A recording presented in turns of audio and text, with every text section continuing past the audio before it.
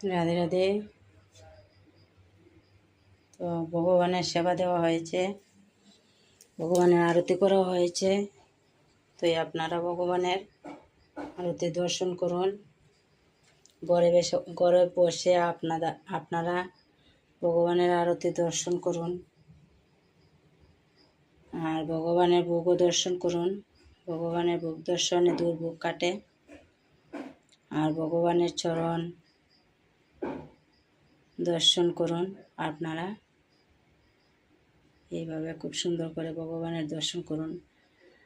আর দেখুন আমার ভগবানকে কত সুন্দর লাগছে, কতগুলা ফুল দিয়ে ভগবানকে সাজাচ্ছে। যত ফুল থাকে তত ভালো লাগে আমার ভগবানের সেবা দিতে, খুবই ভালো লাগে। দেখুন কত সুন্দর লাগছে। আর শিব ঠাকুরকেও সুন্দর লাগছে। ভগবানের দিকে তাকিয়ে থাকলে চোখ সরাতে পারি না। দেখুন কত সুন্দর, নয়ন কত সুন্দর, চরণ কত সুন্দর, যা দেখে তাও সুন্দর লাগে। তো আপনারাও এইভাবে ভগবানের দর্শন করুন। এত সুন্দর রূপ আপনারা ঘরে বসে খুব সুন্দর করে দর্শন করুন। কত ভালো লাগছে। দেখুন আমার লক্ষ্মীনারায়ণকে দর্শন করুন। আর বৃন্দা দেবীকে দর্শন করুন।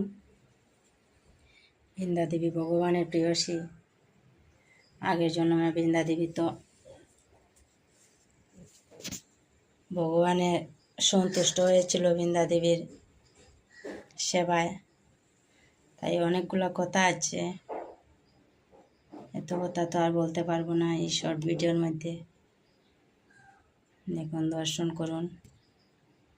ভগবান বৃন্দা দেবীর তুলসীর সেবা খুব সন্তুষ্ট হয়েছিল।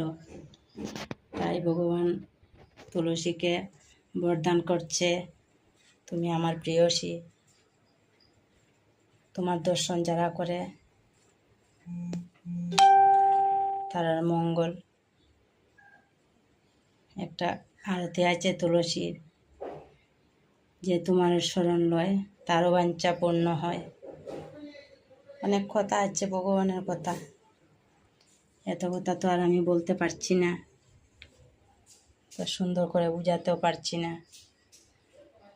তাই আপনারা এইভাবেই দর্শন করুন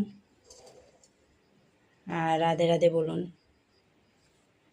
একবার হরি নামে, ভগবানের নামে পাপ